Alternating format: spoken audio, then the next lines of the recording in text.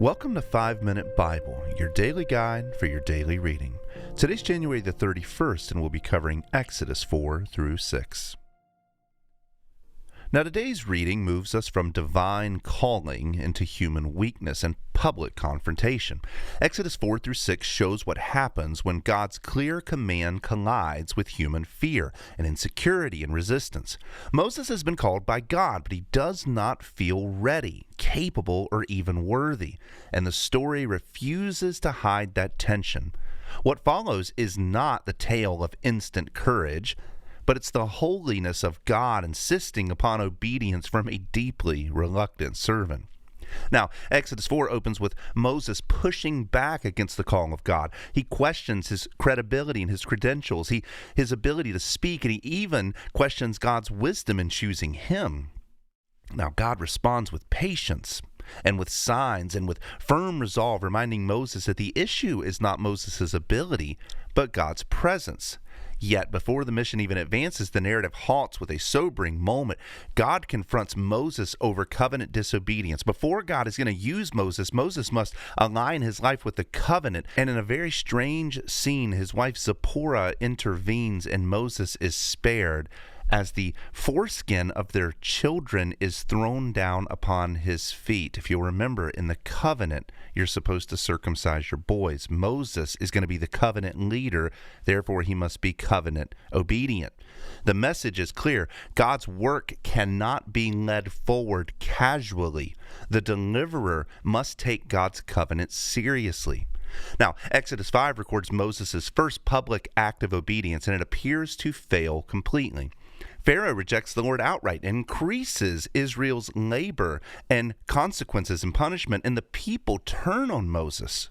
What Moses hoped would bring relief actually brings greater suffering instead, and Moses cries out to God in both confusion and despair.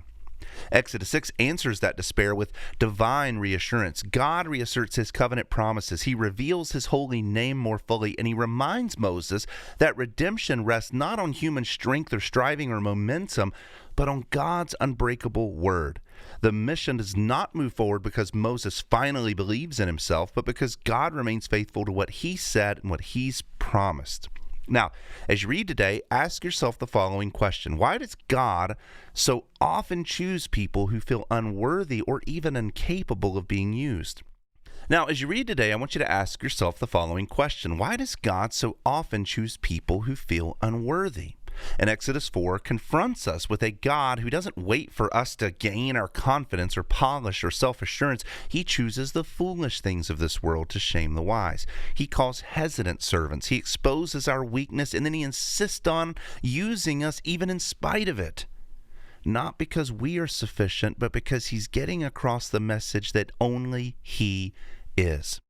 And that's the central pattern of Exodus 4 through 6, is God's power working through human inadequacy. Moses is not bold, he's not eager, he doesn't feel qualified, and yet God refuses to withdraw the call. Obedience in this way doesn't remove Moses' fear, nor does it immediately improve the situation. In fact, obedience makes things worse for him and for everyone before things even get better. And this presses directly into our life today. Many believers assume that God only uses the confident, the gifted, or the spiritually impressive, and Exodus destroys that illusion.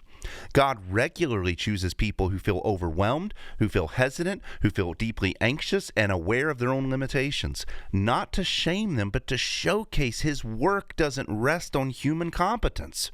Faithfulness is not the absence of fear, it is the obedience in the presence of it.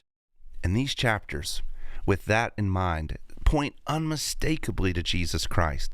Moses is a reluctant mediator, slow to speak and burdened by all of his weaknesses, but Christ comes as the true and perfect mediator, obedient without hesitation, faithful without failure. Where Moses recoils from his calling, Christ, for the joy set before him, embraced it and owned it. Moses stands between Pharaoh and Israel, pleading for their release. Christ stands between God and a greater enemy, which is Satan, sin, and death, securing redemption through his own blood. And where Moses' obedience initially brings increased suffering for all, Christ's obedience brings peace between God and man for all who follow him.